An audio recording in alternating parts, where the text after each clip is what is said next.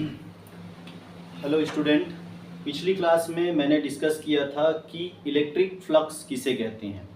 तो आज हम उस क्लास को कंटिन्यू करते हैं और देखेंगे कि इलेक्ट्रिक फ्लक्स से रिलेटेड जो गॉस थ्योरम है जो बहुत ज़्यादा इम्पॉर्टेंट है 12th के लिए, आपके नीट के लिए, आपके JEE के लिए, इससे रिलेटेड क्वेश्चन जो है वो आ ही जाता है।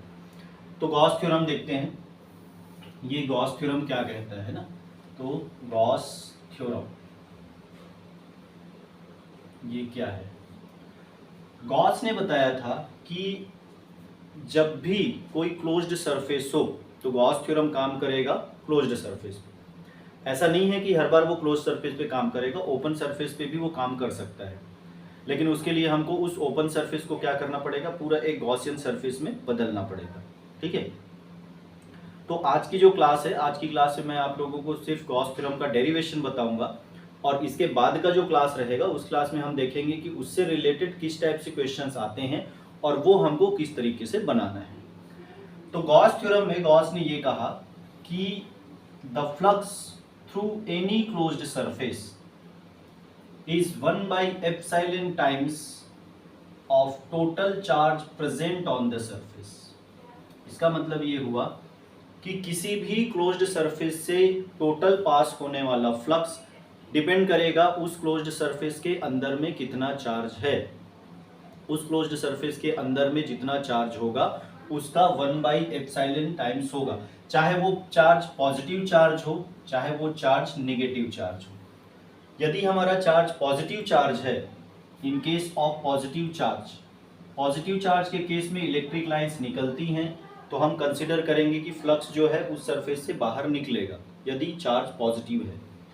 In case of negative charge, यदि चार्ज निगेटिव है तो फ्लक्स वापस आएगा, लेकिन फ्लक्स निकलेगा जरूर। याद रखेंगे, पॉजिटिव है तो फ्लक्स क्या करेगा, निकलेगा, निगेटिव है तो फ्लक्स अंदर आएगा, मतलब फ्लक्स जो है वो वहाँ पे प्रेजेंट रहेगा। लेकिन कंडीशन क्या होनी चाहिए, क्लोज्ड सरफेस होनी चाहिए और क्लोज्ड सरफेस के अंदर में चार्ज होना चाहिए। यदि क्लोज्ड सरफेस है और चार्ज प्रेजेंट नहीं है तो फिर वहाँ पर हमारा कोई भी फ्लक्स नहीं निकलेगा। ठीक है, तो ये है हमारा गॉस थ्योरम।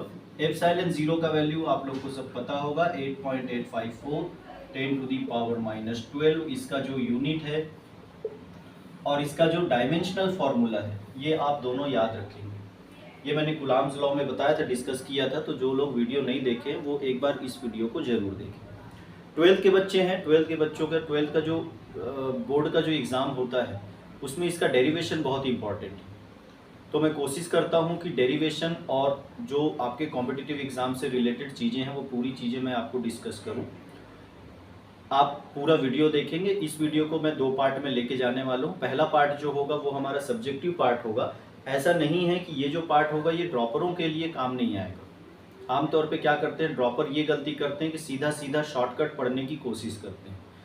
जो नीट या JEE के लिए जो बच्चे तैयारी कर रहे हैं वो सीधा सीधा शॉर्ट में चीज़ों को पढ़ने की कोशिश करते हैं। आप वैसा नहीं करोगे क्योंकि क्वेश्चन सीधा सीधा शॉर्ट में नहीं पूछा जाता, क्वेश्चन जो है डीप कॉन्सेप्ट से बनता है। तो आप एक बार कोशिश कीजिए कि जो डेरिवेशन है उसको आप एक रफ आप चेक करते जाओ। डेरिवेशन के बीच बीच में कुछ फार्मूला हम लोग यूज़ करते हैं, उस फार्मूले पे थोड़ा ध्यान देते जाना है, उस कॉन्सेप्ट पे थोड़ा ध्यान देते जाना है। ठीक है, यदि आपका कॉन्सेप्ट मजबूत है तो आपके सभी ऑप्शन अच्छे से समझ में आएंगे और वो बहुत अच्छे से बनेगा। तो कॉन्सेप्ट को आपको मजबूत रखना है, कॉन्सेप्ट को बहुत अच्छे से बिल्डअप करके चलना है। यदि आपका कॉन्सेप्ट मजबूत नहीं है, कॉन्सेप्ट अच्छा पकड़ कॉन्सेप्ट में नहीं है, आमतौर पे बच्चों के साथ फिजिक्स में ये प्रॉब्लम रहती है। फिजिक्स क्या, केमिस्ट्री और बायो में भी प्रॉब्लम रहती है, पर ज़्यादा प्रॉब्लम फिजिक्स में रहता है। फिजिक्स में लोग कोशिश ये करते हैं कि फिजिक्स को एकदम फार्मूला याद कर लेते हैं और कई जगह पे मैंने देखा कई टीचर ये कोशिश करते हैं कि फार्मूला फार्मूला फार्मूला, बहुत ज़्यादा आप किसी चीज़ पे फोकस करते हो, आपका फोकस कॉन्सेप्ट से हट जाता है। तो आपको क्या करना है, कॉन्सेप्ट को भी फोकस में करके रखना है। यदि आपने कॉन्सेप्ट को फोकस में करके नहीं रखा है तो आपका पेपर जो है वो पेपर आपका बिगड़ेगा। यदि आपने कॉन्सेप्ट को पकड़ के रखा है तो पेपर आपका अच्छा बनेगा। ठीक है, चलिए अब इसमें हम आगे जाते हैं। तो पहले मैंने आपको स्टेटमेंट बता दिया कि किसी भी क्लोज्ड सरफेस से निकलने वाला फ्लक्स उस क्लोज्ड सरफेस के अंदर प्रेजेंट कुछ चार्ज का 1/ε0 टाइम्स होगा। अब इसको हम क्या करते हैं, प्रूफ करते हैं। तो इसको हम कैसे प्रूफ करेंगे, तो सबसे पहले हम एक काम करते हैं, एक पॉजिटिव क्यू चार्ज यहाँ कंसीडर कर लेते हैं और ये एक क्लोज्ड सरफेस हम यहाँ पे बना लेते हैं। तो आप जो क्लोज्ड सरफेस बनाते हो, इस क्लोज्ड सरफेस को आप बोलते हो गॉसियन सरफेस। जब भी आपको क्लोज्ड सरफेस बनाना होगा, कहीं पर मान लो क्लोज्ड सरफेस नहीं दिया है, तो आपको क्लोज्ड सरफेस बनाना है, तो वो क्लोज्ड सरफेस जो कहलाता है गॉसियन सरफेस कहलाएगा। और आप जो क्लोज्ड सरफेस बनाओगे वो सिमेट्री में बनना चाहिए। सिमेट्री में कैसा बनना चाहिए, जैसे मान लो मेरे पास ये ऐसा हाफ है, अब इसका क्लोज्ड सरफेस बनाना है तो इसको मैं ऐसा फुल करूं तो ये सिमेट्री में बनेगा। इसको मैं ऐसा करके क्लोज्ड सरफेस नहीं बना सकता। तो गॉस थ्योरम में ये भी खास बात है कि आपको जो क्लोज्ड सरफेस बनाना है वो क्लोज्ड सरफेस आप थोड़ा सा देख के सिमेट्री में बनाएंगे। जैसे आपका ये हाफ सरफेस है तो इसको क्लोज्ड सरफेस बनाना है तो आप ऐसा बनाओगे, इस तरीके से आपको क्लोज्ड सरफेस को बनाना है। ठीक है, चलिए अब ये है हमारा positive Q charge. Electric field निकला इस तरफ, यहाँ पे मैंने एक छोटा सा हिस्सा ले लिया ds, छोटा सरफेस ये ऐसा, और ये सरफेस का डायरेक्शन होता है ds इस तरफ। कई लोगों को ds का डायरेक्शन लेने में प्रॉब्लम रहता है, तो ds का डायरेक्शन कैसे लेना, यहाँ जो ds होगा वो सीधा इधर देखेगा, सीधी सी बात। तो जिस तरफ वो देखता है, जिस तरफ प्लेन जो है वो सामने देखेगा, वही उस प्लेन का डायरेक्शन होगा। जैसे एक्स वाई प्लेन है, एक्स वाई प्लेन जेड की तरफ देखेगा तो जेड का डायरेक्शन होगा। जैसे यदि मैं इस प्लेन की बात करूं, ये वाला प्लेन, तो इस प्लेन का डायरेक्शन कहाँ होगा। ठीक है, तो ये एक्स एक्सेस हुआ, ये वाई एक्सेस हुआ, और ये जेड एक्सेस उस तरफ जा रहा है। तो मैं ऐसा खड़े होकर देखूं तो मैं किस तरफ देखूंगा, आप लोग की तरफ, जेड की तरफ। तो ये एक्स वाई प्लेन का डायरेक्शन कहाँ होगा, जेड की तरफ। उसी तरीके से जो ds का डायरेक्शन होता है, ds का डायरेक्शन उसी तरफ होगा जिस तरफ वो देखेगा। जैसे यदि इसको, जैसे यहाँ पे हम लोग ds लेते तो ये ds का डायरेक्शन इधर होता, यहाँ पे ds लेते तो ये ds का डायरेक्शन होता। बात समझ में आई ना। तो ये ds, इन दोनों के बीच, क्योंकि ये दोनों पैरेलल है तो इन दोनों के बीच एंगल बनेगा थीटा इक्वल टू 0 डिग्री। चलिए अब डेरिवेशन पे आ जाते हैं। E इंटू ds, और ये होता है हमारा फ्लक्स फाई। पिछली क्लास में मैंने जब आपको इलेक्ट्रिक फ्लक्स बताया था तो इसका मैंने आप लोग को बताया था कि phi equal to E into D S होगा, या फिर इसको हम लिख सकते हैं E into D S into cos theta D. तो phi is equal to E into D S into cos, theta की जगह हो गया 0 डिग्री, तो cos 0 degree, cos 0 degree is equal to होता है 1। तो फाई इज इक्वल टू आ गया ई इंटू डी एस, ई को बाहर रख दो, ये बन जाएगा हमारा ds। अब जो इलेक्ट्रिक फील्ड होता है, ये पॉजिटिव क्यू चार्ज है, और पॉजिटिव क्यू चार्ज का r डिस्टेंस, यदि मैं इतना डिस्टेंस r लेके चलूं कि मैंने r डिस्टेंस पे एक गॉसियन सरफेस बनाया है, तो उस r डिस्टेंस पे जो इलेक्ट्रिक फील्ड होगा, ये इलेक्ट्रिक फील्ड होता है 1/4πε0 into Q divide by r square. इतना इलेक्ट्रिक फील्ड होगा। तो phi is equal to, E की जगह रखो 1/4πε0 into Q divide by R square into integration of ds। तो ये ds टोटल सरफेस एरिया, और स्फीयर के लिए ये आपको लेना है 4πr स्क्वायर, क्योंकि ये एक स्फीयर है। स्फीयर के लिए ये आपका कंप्लीट ds, ये थोड़ा सा याद रखना पड़ेगा। जैसे सिलेंडर के लिए कंप्लीट ds 2πrl होगा, तो सिलेंडर और स्फीयर, ये दो चीज़ों का आपको थोड़ा सा याद रखना है कि इसका जो ds का फॉर्मूला होता है वो क्या होता है। ठीक है, अब इसको रख दो, phi is equal to 1/4πε0 into Q divide by R square into ds का वैल्यू हो जाएगा हमारा 4πr स्क्वायर।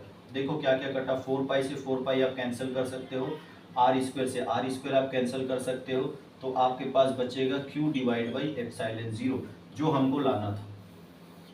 ये प्रूव हो जाता है आपका गॉस थ्योरम। ठीक है, ये प्रूव हो गया हमारा गॉस थ्योरम। फिर से मैं एक बार इसको रिपीट कर दूं। मैंने माना पॉजिटिव क्यू चार्ज है, पॉजिटिव क्यू चार्ज से r डिस्टेंस पे मैं एक पॉइंट ले लूं और इसको एक क्लोज्ड सरफेस में बदल दूं, तो इसका ds, ये दोनों के बीच का एंगल बन गया theta 0 degree. Phi is equal to हो गया e into D S, E D S cos theta. Theta का वैल्यू हम ले लेते हैं 0 डिग्री, तो phi equal to E into D S, E into D S. D S का value देखो, इलेक्ट्रिक फील्ड तो इतना होगा, ये इलेक्ट्रिक फील्ड मैंने जो पीछे क्लास में बताया है वहां से ये फॉर्मूला आया। तो जो लोग ये वीडियो पहली बार देख रहे हैं वो थोड़ा सा याद रखेंगे कि इलेक्ट्रिक फील्ड होता है 1/4πε0 Q divide by R square किसी पर्टिकुलर जगह पे इंटू डी एस। अब ये डी एस जो होता है ये होता है हमारा 4πr² पूरा स्फीयर के लिए। इसको जब रखेंगे और आप सॉल्व करेंगे ना तो ये आपको मिलेगा Q डिवाइड बाई, देखो E का वैल्यू इंटू डी एस का वैल्यू 4πr² रख दो, मिल गया Q डिवाइड बाई ε0। और ये है आपको यहाँ तक प्रूफ करना पड़ेगा। ठीक, ये तो हो गई बात जो बच्चे 12th का पेपर देने वाले, साथ में वो बच्चे भी इसको देखेंगे जो लोग नीट का पेपर देने वाले हैं, जो JEE का पेपर देने वाले हैं। Q equal to phi equal to Q divide by ε0। अब ये पॉजिटिव Q चार्ज है कि नेगेटिव Q चार्ज है, लेकिन गॉस थ्योरम में इंपॉर्टेंट चीज क्या होना चाहिए, जब आप गॉस थ्योरम की बात, देखो फ्लक्स निकालने के लिए दो तरीके मैंने आपको बताया। पहला तरीका जो है फ्लक्स निकालने का वो तरीका है flux is equal to E into D S. ये तरीका आप कहां लगाओगे, E डी एस इंटू क्या हो जाएगा ये कॉस थीटा। ये तरीका फ्लक्स निकालने का कहां लगाओगे, यदि आपको इलेक्ट्रिक फील्ड दिया है, सरफेस एरिया दिया है, चार्ज नहीं दिया है, तो चार्ज नहीं दिया है तो आप देख लो भाई, जब आप न्यूमेरिकल जाते हो बनाने, तो जब आप न्यूमेरिकल बनाने जाते हो तो सबसे पहले आप न्यूमेरिकल को ध्यान से पढ़ो, उसमें से गिवन क्वांटिटीज निकालो, उसके बाद फिर आप सोचो कि फॉर्मूला इसमें से कौन सा लग सकता है। जैसे हमको फॉर्मूला फाई निकालना है, फ्लक्स निकालना है, तो फ्लक्स निकालने के लिए अब कई लोग ऐसे होते हैं कि फॉर्मूले को एकदम बैठे रहते हैं, रगड़ते रहते हैं, रटते रहते हैं। आप रट भी डालोगे तो क्या मतलब है, एग्जाम में तो बनेगा नहीं। मैंने अपने कैरियर में बहुत सारे ऐसे बच्चों को देखा है जो एग्जाम में जाने के बाद, फॉर्मूला याद होने के बाद क्वेश्चन नहीं बना पाते, क्योंकि उनको पता ही नहीं रहता कि फॉर्मूला कौन सा लगना है। तो सबसे पहला काम है, देखिए न्यूमेरिकल बनाने के टिप्स मैं आपको बताता हूँ। दूसरा फॉर्मूला ये है हमारा Q डिवाइड बाई ε0। तो न्यूमेरिकल का टिप्स यदि आप ये तरीका याद रखोगे तो आपसे न्यूमेरिकल जो है वो कहीं नहीं छूटेगा। और फिजिक्स में न्यूमेरिकल वाले क्वेश्चन आते हैं, एकदम से पूरा कॉन्सेप्ट थ्योरी क्वेश्चन नहीं आता, एकदम पूरा न्यूमेरिकल नहीं आता, तो दोनों क्वेश्चन मिक्स होके आता है और दोनों बनाना आपको बहुत जरूरी है। तो न्यूमेरिकल का टिप्स आप याद रखेंगे। सबसे पहला टिप्स आपका है क्वेश्चन को अच्छे से पकड़ना, क्वेश्चन पकड़ने के बाद में उसमें से गिवन क्वांटिटीज निकालना, गिवन क्वांटिटीज निकालने के बाद सेकेंड आपका आता है कन्वर्जन। यदि कहीं कोई कन्वर्जन लगता है तो वो कन्वर्जन आपको रखना है। जैसे माइक्रो कूलाम दिया है तो माइक्रो का मतलब 10⁻⁻6 कूलाम है, माइक्रो फैरड दिया तो 10⁻⁻6, मिली दिया है, मिली कूलाम दे दिया मतलब 10⁻⁻3, माइक्रो दे दिया है तो मतलब -6 -6 10⁻⁻12, तो डबल माइक्रो है। कन्वर्जन जरूरी है। कन्वर्जन करने के बाद में आपको उसका लॉजिक और कॉन्सेप्ट प्लस फॉर्मूला, ये यहीं से आपको, ये तीसरा स्टेप है। और फोर्थ स्टेप में आपका आता है कैलकुलेशन। फिजिक्स में हमेशा लोग रोते रहते हैं कैलकुलेशन नहीं आता, भाई वो तो आखिरी वाला पॉइंट है, ठीक है। कैलकुलेशन पे भी मेहनत करना है, इसमें से कोई भी एक चीज नहीं है। जैसे 4 ऑप्शन होता है वैसे 4 स्टेप है। सबसे पहला काम, अब जब आप न्यूमेरिकल बनाओगे तो आपको क्या काम करना है, क्वेश्चन को पढ़ना है, बारीकी से पढ़ना है, उसमें से गिवन क्वांटिटीज क्या क्या दिया है वो आपको निकालना है। सबसे पहला काम आपको ये करना है। दूसरा काम क्या करना है, यदि आपको कन्वर्जन की जरूरत हो रही है तो आप वहां पे कन्वर्जन कीजिए, जरूरी है। कन्वर्जन करके आप उसको लिख के रखिए। तीसरा काम क्या करना है, लॉजिक, कॉन्सेप्ट और फॉर्मूला। आप लॉजिक बैठाइए, क्या कह रहा है, डायग्राम की जरूरत है आप डायग्राम बनाइए, जरूरत नहीं भी है तो भी आप कोशिश करो कि डायग्राम, क्योंकि जब आप उसको विजुअलाइज करोगे, जब आप डायग्राम बनाओगे तो आपको फिर वो कॉन्सेप्ट समझ में आता है, या फिर पुराना पढ़े होगे दिमाग में, हाँ ऐसा है पढ़े थे, वो फिर वहां पे आपको क्लिक करेगा। और चौथा है हमारा कैलकुलेशन, ये फोर्थ है कैलकुलेशन, ये भी आना चाहिए। तो ये न्यूमेरिकल का टिप्स है। मैंने जितने बच्चों को ये चीजें सिखाया वो सारे के सारे बच्चे जो है न्यूमेरिकल बहुत अच्छे से बना लेते हैं। और मेरा पूरा कोशिश होता है कि मैं ये चीज़ आपको बताऊं। ठीक। दूसरी चीज़, आप जब कॉन्सेप्ट पढ़ते हो तो आपको कॉन्सेप्ट को समझना है, रटना नहीं है। धीरे धीरे पढ़िए, बार बार उसको पढ़िए, रिपीटली पढ़िए, आप उसको रिपीट करते रहिए बार बार। जब भी मौका मिलता है आप उसको पढ़ते रहिए।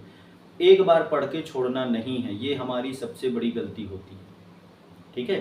तो आज की क्लास में मैंने आप लोगों को गॉस थ्योरम बताया, बेसिक इंट्रोडक्शन बताया, डेरिवेशन बताया, बेसिक डेरिवेशन होता है। जो अगली क्लास होगी उसमें हम बात करेंगे इसके स्पेशल पॉइंट्स के बारे में, गॉस थ्योरम की स्पेशल पॉइंट्स क्या क्या हैं और न्यूमेरिकल उसके किस तरीके से आते हैं, उसके किस तरीके से हम उस न्यूमेरिकल को सॉल्व करेंगे। ठीक है। तब तक आप इसको पढ़िए अच्छे से। अगली क्लास में फिर मैं बताऊंगा किस तरीके से इसको सॉल्व करना है। Okay, bye bye.